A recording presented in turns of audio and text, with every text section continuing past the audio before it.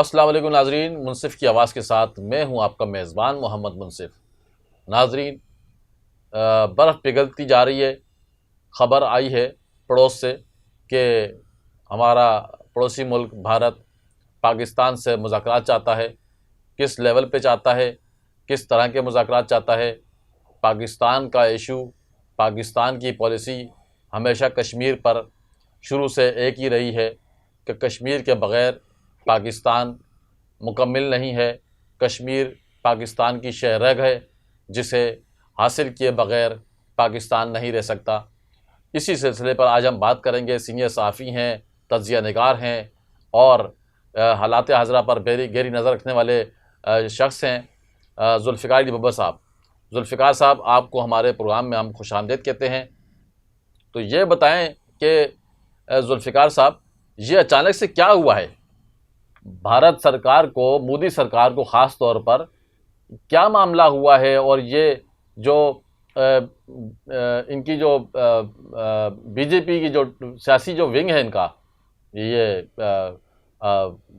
RSS को का जो है, इस सिलसिले में ये क्या मामला हुआ है? क्या उनको ये पेशरफ जो है कि वो हज़म कर पाएंगे? कैसे ये मामलात आगे बढ़ेंगे और किस लेवल पर होंगे? और पाकिस्तान की तरफ से किससे रब्ता किया गया है, कैसे हुआ है, सारी ज़रा डिटेल हमारे नाज़रीन को बताना पसंद करेंगे आप? बहुत शुक्रिया मुंसिफ साहब, आपने एक साथ ही 4-5 सवाल रख दिए और जो है इसके फिर जवाबात के बड़े तवील हो जाएंगे। अगर आप इजाज़त दे तो। हाँ हाँ, बिल्कुल करें, क्योंकि मैंने इसलिए रखे हैं सवाल कि ये खबर जो है कि बड़ी तड़कती फड़कती खबर है। सबसे पहले तो देखें, पाकिस्तान ने नेशनल पॉलिसी हमारी जो है, मैं इस हुकूमत की बात नहीं कर रहा, नेशनल पॉलिसी हमारी ये है कि हमने मुज़ाकरात करने हैं। हमारी नेशनल पॉलिसी ये है कि हमने जंग किसी से नहीं करनी, हमने अमन के साथ रहना है और हमेशा ख़ास तौर पर जो इस रीजन में पड़ोसियों के साथ हमने अच्छे ताल्लुकात रखने, जिसकी मिसाल है हमारे चीन से मिसाली दोस्ती दुनिया मिसालें देती है। हमारे अफ़गानिस्तान पे हमने बड़े एहसानात किए। अभी भी नहीं है कि बांग्लादेश तक से हम ताल्लुकात बेहतर करें। ईरान हो, नेपाल हो, भूटान हो, मालदीव हो, तो पाकिस्तान ने हमेशा किरदार अदा किया है। सही। इंडिया से मुज़ाकरात में क्या इशू आते थे मैं आपको बताता चलूँ। इंडिया हमसे कोई 6-7 गुना बड़ा मुल्क है। उसकी इकॉनमी बड़ी, उसकी पॉपुलेशन बड़ी, उसकी फ़ौज बड़ी, उसकी लैंड बड़ी, इसमें कोई दो राय नहीं है। बिल्कुल। तो इंडिया के लोग जो है वहाँ पर ख़ास तौर पर जो इंतहा पसंदी की सोच रखते हैं, वो हमेशा से, उनकी भी जो स्टेट पॉलिसी रही है, वो पाकिस्तान को कभी अपने बराबर का नहीं समझते रहे।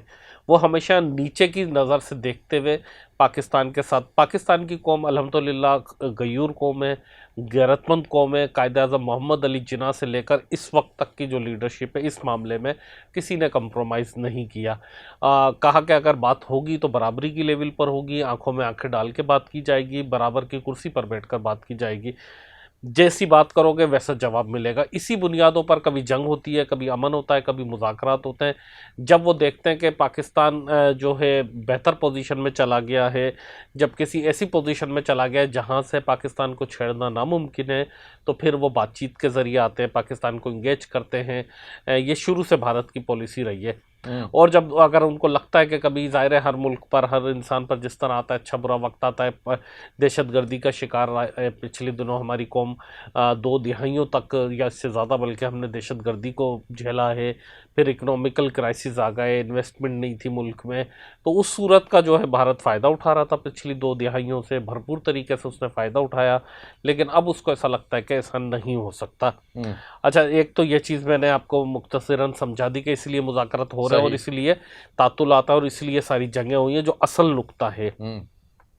अब आपने कहा कि मुज़ाकरात कौन कर रहा है और कौन करेगा, तो इस वक्त जो है बैकडोर डिप्लोमेसी हो रही है। बैकडोर डिप्लोमेसी यानी कि उसको कहा जाता है कि ऑफिशियली तौर पर कोई ऐसे मुज़ाकरात नहीं हो रहे, ना वहाँ की वजारत ख़ारजा ने कहा है, ना यहाँ की वजारत ख़ारजा ने कहा है, ना कोई हाजिर सर्विस, कोई डेलीगेशन, कोई मिनिस्टर की मीटिंग हुई है। लेकिन साबिक फ़ौज के अफसरान और सफारतकारों की मुलाकातें हुई हैं। अच्छा। एक तो मुलाकातें मैं आपको मुल्क का बता देता हूँ, एक का फ़िलहाल मैं नहीं बता सकता। एक मुल्क एशिया का है जिसके कैपिटल में ये मुलाकातें हुई हैं, क्योंकि मुलाकात एक से ज़्यादा मरतबा हुई हैं। अच्छा। ये मैं वसूख से बता रहा हूँ, कन्फर्म रिपोर्ट। दूसरा मैं नाम बता देता हूँ थोड़ा सा, ताकि तजस्सुस कम भी रहे। एक तो दोहा में हुई है, कतर के दारुल हुकूमत में। सही। और ये जिस दौरान पाकिस्तान ये ईरान वाली डिप्लोमेसी कर रहा था, इसी दौरान ये वाला सिलसिला भी जारी था। अच्छा, जी हाँ, बिल्कुल। ये मैं जबरदस्त। और जो है वहाँ के साबिक जर्नल्स आ रहे हैं, सिफारतकार आ रहे हैं, और वहाँ पर अब ये चीज़ ज़ोर पकड़ रही है कि पाकिस्तान को जो हम तनहा करने की बात करते थे, पाकिस्तान को दुनिया से अलग करने की बात करते थे, पाकिस्तान को हिकारत से देखते थे, कभी कंगालिस्तान कहते थे खुदा न खास्ता, कभी भीख मंगा, कभी वो, तो गंदे लोग तो गंदी बात ही करेंगे। जो गंदे लोग थे कभी वो क्या क्या करते थे, आज अल्लाह की शान देखे उनके मुंह पर सारी चीज़ पलट कर आ रही है। आज वही लोग मिन्नतें कर रहे हैं उसी पाकिस्तान से, पाकिस्तान के लोगों से, उसी पाकिस्तान की फ़ौज से, उसी पाकिस्तान की हुकूमत से। आज वो हाथ जोड़ रहे हैं, गिड़गिड़ा रहे हैं कि मेहरबानी करके हमसे बातचीत करो, क्योंकि अब अगर आपने बातचीत नहीं की तो हम रीजन में भी तनहा हैं, अब आलमी बिरादरी में भी तनहा हैं। क्योंकि पाकिस्तान ने इस वक्त में, शायद आपका ध्यान नहीं गया लोगों का, कि एक तो हम सुनते कि चीन हमारा बड़ा रवायती दोस्त है, दूसरा अमेरिका के साथ ताल्लुकात हमारे अप एंड डाउन होते रहते हैं। ये चीज़ें तो नॉर्मल है, सबको पता है। इस दौरान हमारे चीन से भी बड़े मजबूत ताल्लुकात, सही। और अमेरिका से भी हो। उसके अलावा गल्फ़ से भी हमारे खैर रवायती ताल्लुकात हैं। खैर उसमें सऊदी अरब से और तुर्की से कुछ इन दिनों में मज़ीद ज़्यादा क्लोज हो गए। लेकिन एक और चीज़ भी है जो किसी को महसूस नहीं हो रही, रूस से बड़े अच्छे ताल्लुकात हो गए इन्हीं दिनों में। रूस से पाकिस्तान के रिलेशनशिप में काफ़ी बेहतरी आई है। अच्छा, जो कि अनएक्सपेक्टेड था। रवायती तौर पर ज़ाहिर है पाकिस्तान और रूस के कभी अच्छे ताल्लुकात नहीं रहे। फिर पाकिस्तान यूरोप से ताल्लुकात बेहतर करने में काफ़ी हद तक कामयाब हुआ है, ख़ासतौर पर ब्रिटेन, फ्रांस और जो बड़े ममालिक असर रसूख रखने वाले हैं। तो ये कोई मजाक नहीं है, ये मजाक नहीं है। पाकिस्तान ने वो कर दिया, ये उसी वक्त में था कि जब पाकिस्तान में भूख थी, महंगाई थी, दहशतगर्दी थी, इफलास था, लोड शेडिंग थी, पानी की कमी थी, मुजाहरे थे, एहतजाज थे, धरने थे, बम धमाके थे, गोलियां थी। ये उसी दौरान ये सब कुछ भी हो रहा था। पाकिस्तान के रूस के साथ ताल्लुकात, पाकिस्तान के यूरोप के साथ ताल्लुकात, डोनाल्ड ट्रंप को समझाना, जिसको दुनिया में कोई नहीं समझा सकता उसको पाकिस्तान समझा लेता है। क्या बात है तो भाई। ये सारी बातें थी। फिर आपने एक और बात कही कि अच्छा, आरएसएस की आपने बात की, तो मैं बेसिकली बता दूं, आरएसएस जो है एक इंतहा पसंद तंजीम है और उसकी बहुत सारी विंग्स हैं। यानी कि ये क़याम पाकिस्तान से पहले की है और उसके बाद इसमें ज़्यादा जोर पकड़ा, और उसके मुख्तलिफ विंग्स हैं। उसमें उन्होंने जो ना शाखें रखी हुई है, उनका कहना तो ये है कि वो एक सिर्फ जो वेलफेयर के लिए एक तंजीम है, जो उनका बताने का मकसद दुनिया में ये होता है कि हम वेलफेयर के लिए और करते, इसीलिए उन्होंने कोई हिंदुत्व का नाम भी नहीं देते। लेकिन सबसे ज़्यादा कट्टर दहशतगर्द तंजीम आरएसएस है। उसका पॉलिटिकल विंग बीजेपी है। बीजेपी उसका पॉलिटिकल विंग है, और ये वही आरएसएस है जिसने गांधी को मारा था, जिसने नेहरू को मारा था, जो हमेशा इंडिया के खुद बड़े रहनुमाओं को, आरएसएस के आप इंतहा पसंद लोगों से पूछे तो वो गांधी को भी पसंद नहीं करते, जो उनका फाउंडर्स थे वो उनको भी पसंद नहीं करते। तो पाकिस्तानियों के क्या कहना। अच्छा, इस दौरान क्या हुआ कि पूरी दुनिया में एक इमेज बना कि भाई आरएसएस एक टेररिस्ट विंग है और उसको बैन करने की बातें दुनिया में होने लगी। अब आप ये सोचेंगे कि मकामी तंजीम है हिंदुओं की और इंडिया में तो वो हुकूमत कर रही है, उसको बैन होने से क्या वास्ता, ये सवाल जहन में आता है। तो भाई असल बात ये है कि बहुत से ऐसे हिंदू हैं कि जिनको हिंदी शायद अब बोलनी भी नहीं आती, जो इंडिया से माइग्रेट करके जा चुके थे, वो भी इसको चंदा देते हैं, एड देते हैं। और बहुत सारे जो बाहर सेटल हैं, तो वो जाहिर सी बात है, जो चंदा आता है, जो चैरिटी आती है, वो डॉलर्स और पाउंड्स में और यूरो में आती है। सही। तो वो इंडियन करेंसी में बहुत ज़्यादा बन जाते हैं और वो ज़ाहिर अच्छी लगती है आते हुए। तो वो अगर बैन हो जाती है तो वो आना बंद हो जाएगी। अच्छा, क्योंकि वहाँ के कवानीन ऐसे हैं कि अगर ये बात साबित हो जाती है कि ये इस्लाम के दुश्मन है या क्रिश्चियनिटी के दुश्मन है या इंसानियत के दुश्मन है, हकीकत में तो हैं, तो वो चीज़ रुक जाएगी। इस वजह से ये अपना इमेज बेहतर करना चाहते हैं। दूसरी बात यह है कि आपने कहा कि कैसे मुज़ाकरात होंगे, ये लोग कैसे करेंगे, तो यही करेंगे मुज़ाकरात, और कोई कर भी नहीं सकता। कौन? ये कौन? ये से मुराद ये कि इंतहा पसंद हिंदू ही करेंगे मुज़ाकरात। अच्छा। इनके अलावा कोई कर भी नहीं सकता, कोई एतदाल पसंद हिंदू कर भी नहीं सकता। कमाल बात है भाई। जो लेफ्ट का हो, जो लिबरल हो, जो सोशलिस्ट हो, वो हिंदू। यानी कि आप राहुल गांधी की मिसाल ले लें, आप कांग्रेस के रहनुमाओं की आप मिसाल ले लें, आप आम आदमी पार्टी के रहनुमाओं की मिसाल ले लें, आप बहुत सारी उधर ऐसी जमातें हैं जो डेमोक्रेटिक जमातें हैं, बड़े ज़बरदस्त किस्म के वहाँ पर लोग हैं। मज़हब उनका ज़ाती मसला है, बेशक हिंदू हैं, बड़े किरदार के लोग हैं, बहुत पढ़े लिखे, बड़े आला सोच रखने वाले, लेकिन वो ये नहीं कर सकते, पाकिस्तान से बातचीत नहीं कर सकते। वो नहीं कर सकते। उनके दिल में है कि होनी चाहिए, लेकिन जब वो ये बात कहते हैं तो सामने से बीजेपी और आरएसएस की तरफ से आता है कि आप तो गद्दार हो, अब पाकिस्तान से बात करना मतलब इंडिया से गद्दारी के मुतरादिफ है। और पाकिस्तान, ये तो वही लोग हैं ना जो कहते थे कि टेरर और डायलॉग एक साथ नहीं चल सकते। ये नरेंद्र मोदी ने कहा था ना, नरेंद्र मोदी ने कहा था ना, आज उसी की हुकूमत है, आज वही घुटने टेक रहा है, आज वही गिड़गिड़ा रहा है। तो भाई देखे, आपको मैं बताता चलूं कि कांग्रेस के ज़माने में कभी भी पाकिस्तान के अच्छे ताल्लुकात नहीं रहे भारत से। आप चाहे वाजपेयी साहब का ज़माना देख लें, खैर वाजपेयी साहब की सोच में और नरेंद्र मोदी की सोच में ज़मीन आसमान का फ़र्क है, दोनों बीजेपी के, लेकिन वो एक संजीदा किस्म के आदमी थे, बड़े लीडर थे वाजपेयी, अटल बिहारी वाजपेयी साहब। लेकिन उनके दौर में या तो मामला हो, आप हिस्ट्री देखें ना, जी हाँ, फिर जो है कांग्रेस की हुकूमत आती है तो नहीं होते, क्योंकि कांग्रेस की हुकूमत बड़े तरीके से हैंडल करती है मामलात को। तो वो एक्चुअली कांग्रेस की हुकूमत भारत के लिए फ़ायदेमंद होती है, लोग समझते नहीं है ये बात। जो ये इंतहा पसंद लोग होते हैं ये भारत को एक्सपोज कर देते हैं। आप ये देखें, जब मनमोहन सिंह प्राइम मिनिस्टर थे इंडिया के, जी। तो इंडिया का इमेज क्या था कि एक अक़लियत का बंदा जो कि सिख कम्युनिटी से हो वो प्राइम मिनिस्टर है। और उसी के टाइम पर अब्दुल कलाम, जो कि हालांकि इंडिया में एटम बम उन्होंने बना के दिया, वो मुसलमान प्रेसिडेंट। यानी कि भारत ऐसा डेमोक्रेटिक मुल्क था, दुनिया में मिसाल थी कि आपका प्रेसिडेंट और प्राइम मिनिस्टर दोनों आपके मज़हब से ताल्लुक़ नहीं रखते और आपका मुल्क चल रहा है। ये डेमोक्रेसी की मिसालें थी उस ज़माने में। आप देखें, इंडिया यूँ बूस्ट कर रहा था। तो पाकिस्तान की तरफ से कौन करेगा मुज़ाकरा? क्या हमारी सिविल गवर्नमेंट करेगी या अस्करी क़यादत करेगी? देखा, इसमें यह होता है कि डिप्लोमेसी में इस तरह की बात होती है कि बराबरी की लेवल पर बात होती है। जो मैंने कहा था, बराबरी की लेवल पे होते हैं, यानी कि अगर रिटायर्ड फौजी अफसरान मिलेंगे उनके, तो फिर हमारे भी रिटायर्ड फौजी अफसरान मिलेंगे। अच्छा। अगर हाजिर सर्विस को बात करनी होगी कहीं हॉटलाइन पे, तो वो अभी भी बात करते हैं। वैसे अभी भी बात होती है, वो एक प्रोफेशनल अंदाज में अभी भी डेली बेसिस पर भी बात होती है फौजी अफसरान के दौरान, जो हाजिर सर्विस, जो बॉर्डर पर ड्यूटी करते हैं, इंडिया के भी पाकिस्तान के भी। तो वो कोई ऐसी बात नहीं है, दोनों प्रोफेशनल आर्मीज हैं और ये ऐसा होता है। अच्छा, ये जो हमारे जो अगर सफ़ीर करेंगे, कोई सफारत साबिक सफ़ीर करेंगे, तो वो फिर पाकिस्तान से भी वो साबिक हो या हाजिर सर्विस, समझ गया, हम मनसब होंगे मतलब। इसी तरह अगर वो कोई जर्नलिस्ट के डेलीगेशन की बात हो, फनकारों की हो, खिलाड़ियों की हो, तो वो उसी लेवल की बात हम मनसब होंगे दोनों तरफ से। अच्छा, ये बताएं कि ये जो मुज़ाकरात होने जा रहे हैं या होंगे, ये तो बहुत ही खुशाइंद बात है दोनों ममालिक के लिए और दोनों ममालिक की आवाम के लिए। लेकिन मैं ये समझना चाहता हूँ कि ये जो मुज़ाकरात होंगे, जामिया मुज़ाकरात होंगे या जो 10 मई 2025 को पाकिस्तान ने फतह हासिल की, इंडिया की मुस्तलद करदा जंग से फतह हासिल की, उसके नतीजे में पाकिस्तान जो उनकी चौकियों पर ताहाल काबिज़ है, और क्या वो चौकियाँ वापस लेने के लिए मुज़ाकरात करना चाहते हैं, या ये सारे मामला जो इश्यूज़ हैं ख़ास तौर पे कश्मीर समेत? नहीं सर, सबसे पहले तो मैं आपकी बात से डिसएग्री करूंगा।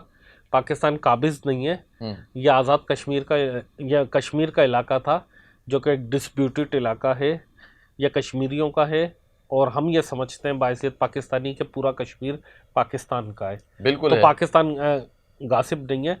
पाकिस्तान ने जो बहुत सारा इलाका इंडिया ने गजब किया हुआ है हमसे, उसमें से कुछ चौकियाँ हमने वापस ले ली हैं, तो वो तो रिटर्न करने का सवाल ही पैदा नहीं होता।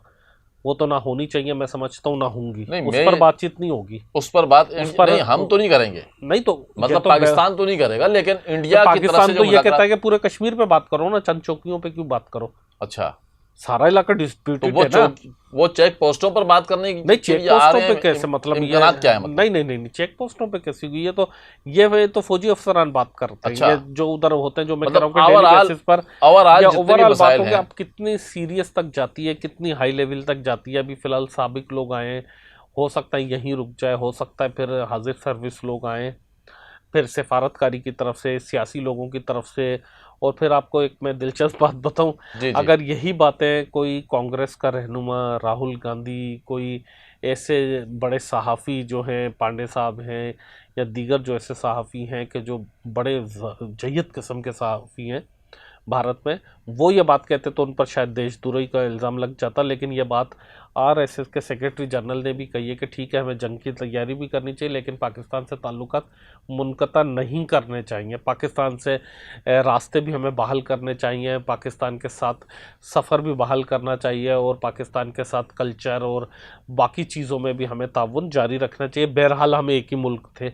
अच्छा, ये बड़ा एक इनका मुनाफिकत वाला अंदाज होता है, बहरहाल हम एक ही मुल्क थे। तो हम तो खुद कहते हैं कि एक ही मुल्क थे भाई, आपकी मुनाफिकत की वजह से हम अलग हुए, नहीं तो पाकिस्तान ने कब कहा था कि हमें भारत से अलग होना है? मुसलमानों के कौन से लीडर ने कहा था कि हमें अलग होना है?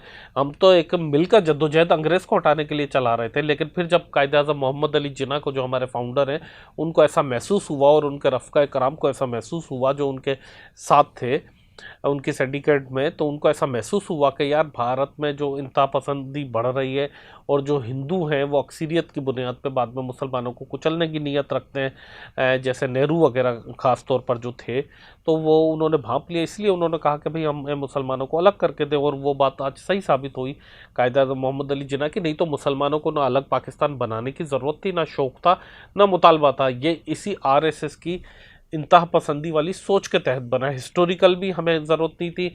आज भी मुज़ाकरात के लिए तो हम कहते हैं कि हम शैतान से भी करने के लिए तैयार हैं। अगर मुज़ाकरात कोई बातचीत करता है, हम तो हैं ही अमन के दाई।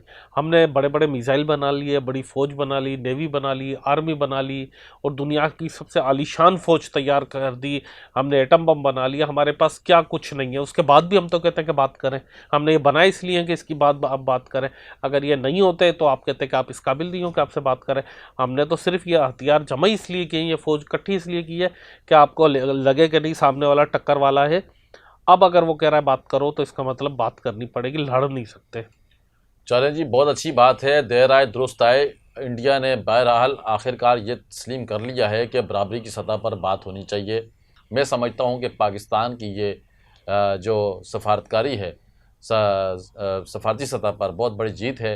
जिस तरह से पाकिस्तान रोज़ ब रोज़, दिन ब दिन अपने आप को मनवा रहा है, अपने किरदार के ज़रिए, अपनी संजीदगी के ज़रिए, और अपने जो सलाहियतें हैं उसको बरोकार लाते हुए जिस तरीके से अमन का पैगाम दुनिया भर में दे रहा है, ऐसी सूरत हाल के अंदर जहाँ पर जिस वक्त के अमेरिका ईरान की जंग की बातें हो रही हैं और ख़तरात के बादल मंडला रहे हैं पूरे दुनिया पर, ऐसी सूरत हाल में हमारे पड़ोसी मुल्क, जो जिसे एक दूसरे का दुश्मन भी करार दिया जाता है, मुख्तलिफ़ औक़ात के अंदर झड़पें भी होती हैं, और साल कबल ही हमने मुसल्लत करदा जंग को भी शिकस्त दी। और इस सूरत हाल में जब मुज़ाकरात की बात आई है, अमन की बात आई है, बराबरी की बात आई है, तो हम इसको खुशाइन का करार न सिर्फ देते हैं, बल्कि हम ये समझते हैं कि ये एक संग मील साबित होगा, ना सिर्फ दो रियासतों के दरमियान, बल्कि दोनों ममालिक की आवाम के लिए भी बहुत ज़्यादा इसके फ़ायदे सामने आएंगे। दो तरफ़ा तजारत होगी, सकाफ़त होगी, खेल होगी, कारोबार होंगे, मामलात होंगे, सारी इसकी सारी जो है कि चीज़ें टेबल टॉक के ज़रिए हो सकती हैं नाज़रीन। और ये बातें दोनों रियासतों को, दोनों हुकूमतों को भी समझ तो आ गई हैं, लेकिन हम ये दुआ करते हैं कि ये इसके जो नताइज हैं, इसके जो मामलात हैं, मंतकी इंजाम तक पहुँचें और खैर का बायस बने, ताकि दोनों ममालिक और दोनों ममालिक की कौम वो तरक्की याफ्ता ममालिक में शामिल हो सकें। तो नाज़रीन, इसी तरह के मज़ीद और दिलचस्प तबसरे, तज़िये, वीडियोस और ख़बरें हम आप तक लाते रहेंगे। आपसे दरख्वास्त है कि हमारे चैनल को सब्सक्राइब करें, बेल आइकॉन को प्रेस करें, और वीडियोस को लाइक करें, शेयर करें, कमेंट्स बॉक्स के अंदर अपनी तजावीज़, अपनी तनकीद और अपने मशवरे देना मत भूलिएगा, ताकि हम बेहतर से बेहतर प्रोग्राम आपके लिए ला सकें। आइंदा प्रोग्राम तक के लिए नाज़रीन इजाज़त दीजिए, तब तक के लिए अल्लाह नेगहबान।